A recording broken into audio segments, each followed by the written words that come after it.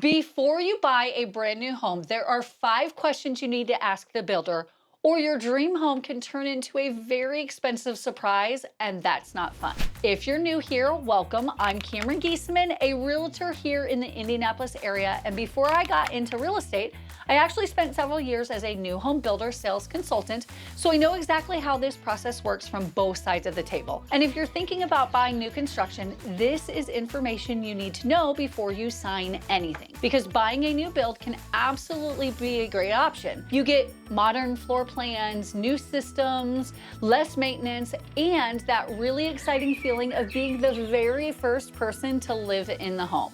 But here's the part buyers like you do not always realize. The model home is the polished version of the process. It is designed to feel exciting, simple, and easy to picture yourself in. Meanwhile, the real details that can make or break your building experience are often hidden in the pricing, the contract, the timeline, the upgrade process, and what happens after closing.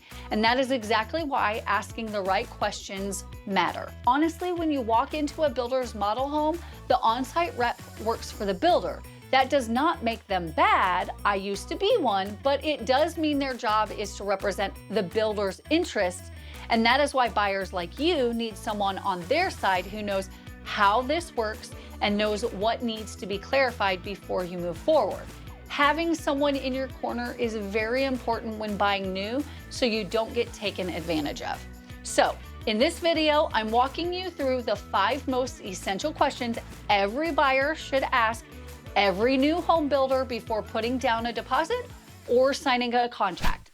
Let's start with question number 1. What is the real price of this home, the model home? Not the base price, not the price on the sign out front, not the number that gets used to get you emotionally attached before anybody starts talking details. The real price. This matters because one of the biggest misunderstandings in new construction is that buyers like you think the home they are touring is close to the price they saw advertised online. And a lot of times it just isn't. The model home is usually loaded with upgrades, better flooring, better cabinets, upgraded countertops, added trim work and custom painting. That's a big one. Higher end lighting, a nicer exterior, maybe a premium lot, maybe a covered porch, maybe built-ins, and maybe even a fireplace. It all adds up so fast. So when a buyer says, "I love this house," what they are often loving is not the entry-level version of that house. What you love is the upgraded version, and there's a big difference between those 2 price points. That is why this question matters so much, because if you do not understand the real price early, you can waste time falling in love with something that is not actually in your budget. Or worse, you move forward thinking you are fine, only to realize later that the number has climbed way past where you were comfortable. And that is so frustrating because now you're emotionally invested. This is where buyers like you need clarity, not marketing. You need to understand what the home is really going to cost once the lot, elevation, structural choices, and realistic finish selections are factored in. Not the fancy number, like the actual number. Because buying new construction should feel exciting, not like you got halfway through the process before someone finally pulled back the curtain. Now, the second question you need to ask your new home builder is, what will this process cost me out of pocket? Now, it's easy to focus so much on the purchase price that you don't think really enough about the money you will need during the process, because new construction is different from buying a resale home. With a resale home, the financial process is usually more familiar and straightforward. There is earnest money, inspections, appraisal, closing costs, the down payment. With new construction, there can be more layers to it, and the timing of those costs can matter just as much as the total. You might feel fine with the monthly payment and can still feel blindsided by deposits, upgrade costs, lot premiums, or other expenses that come up before closing. That is where stress starts kind of creeping in, because now it's not just, can I afford this home? It becomes, can I afford this process and those are not always the same question. This matters even more when you are also juggling other moving parts, like selling your current home, relocating from out of state, dealing with a lease ending, or trying to keep some cash reserves intact after closing. It's important that you understand early on what kind of deposit is involved, which with some builders can be upwards of 20%, how serious that commitment is, and what kinds of costs may show up between signing the contract and closing. That creates confidence. It also helps you make smarter decisions about upgrades, financing, and timing. So question number 2 is not just about affordability, it's about understanding the full financial reality of the journey, not just the final sales price. Now, the third question you need to ask is, how long is this really going to take? This is a big one. New construction timelines are one of the biggest sources of buyer stress, period. When you hear a timeline from a builder, you naturally want to treat it like a firm arrival date. But in reality, construction timelines are moving targets. There are a lot of variables involved, and some are within the builder's control, and some or many are not. That does not mean anyone is being dishonest. It just means you need to understand that a projected timeline and a guaranteed closing date are not the same thing. And that difference matters a lot because you do not live in a vacuum. You're actually planning real life around that specific timeline. You'll need to time the sale of your current home, arrange movers, transfer utilities, enroll kids in school, coordinate with a job relocation, or make decisions about a lease. So when the timeline moves, the ripple effect can be huge. This is why you cannot just hear about 6 months and move on. You need to understand that a timeline is an estimate, and estimates need margin.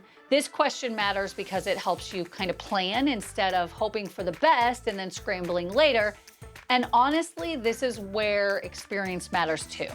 When you've seen the builder side, you understand that some timelines are optimistic, some are realistic, and some are based on where the neighborhood is in development, where permitting stands, or what stage the home is actually in. You need to know what kind of timeline the builder has in mind. The fourth question you need to ask is, what is easy to change later and what is not? A lot of buyers walk into new construction thinking, if I don't do it now, I can always change it later. And sometimes that is true, but sometimes that is very much not true. Some things are pretty easy to upgrade after you move in. Things like light fixtures, paint colors, carpet, cabinet hardware, maybe even some of the backsplash or cosmetic details. But other things are much harder, much more expensive, or just plain annoying to change later. And that is where you can make costly mistakes. Because if you skip something, say structural, functional, or hard to retrofit, thinking you'll deal with it later, you may find out later means tearing into walls, redoing work, spending a lot of money, or just living with a decision you wish you had made differently the first time. As a buyer, you need to think strategically instead of emotionally. I'm gonna say that again. You need to think strategically instead of emotionally. When you are building a home, it is very easy to get distracted by the fun stuff. Cabinet colors, tile, countertops, fixtures, and yes, those things matter, but some of the most important decisions are the ones that are not as exciting in the moment. It might be adding storage, it might be extra lighting, it might be a better layout choice, it might be something behind the walls that you will be very glad that you handled while the home was being built. This is also where buyers can overspend in the wrong places. Sometimes people spend a ton on finishes they could have changed later more affordably, while skipping the things that really needed to be decided during construction. So this question is really about being smart with your money and smart with your choices.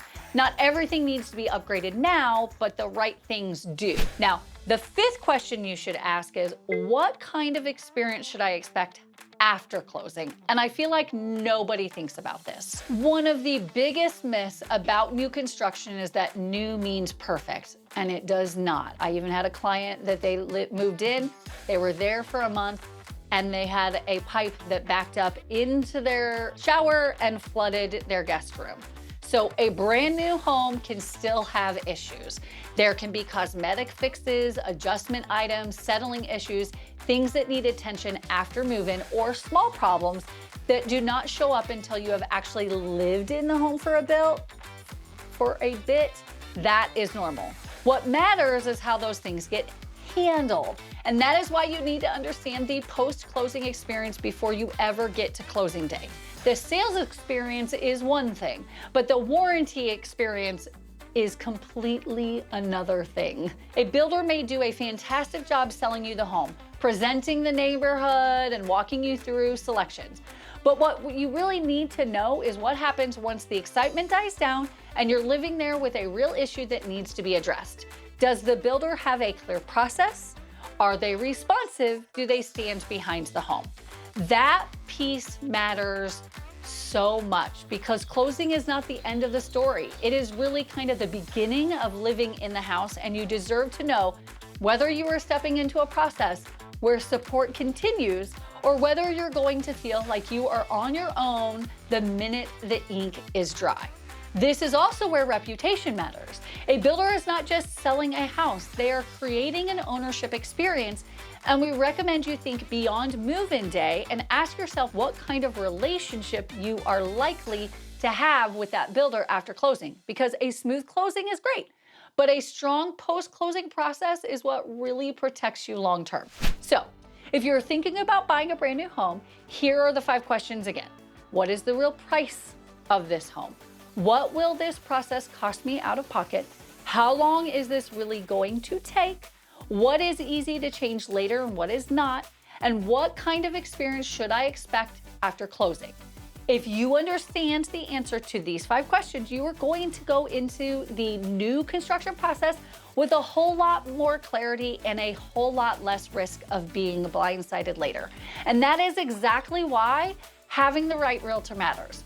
Before I became a realtor, I spent several years working as a new home builder sales consultant, so I understand this process from both sides. I know how builders present pricing, how timelines are framed, how contracts are structured, and why and where buyers can unintentionally get caught off guard if nobody is helping them ask the right questions. So when I help clients buy new construction, I'm not just showing up and hoping for the best. I know what to look for, I know what needs to be clarified, and I know how to help buyers walk into that process feeling informed, protected, and taken care of. Because yes, the builder has a sales representative, but that person represents the builder. You deserve someone representing you. So if you're thinking about building new construction in the Indianapolis area, Hamilton County, or the North Indy suburbs, Adam and I would love to help you navigate the process and make sure you are asking the right questions before you sign anything. Make sure to subscribe for more videos about buying, selling, and living in the Indy area. And if there is another topic you want me to cover, drop it in the comments. And if you've made it this far, you probably want to learn more about the Indy Metro and surrounding areas. So check out this video, as I think you'll like it as well. Thanks again for watching, and I'll see you in the next one. Bye.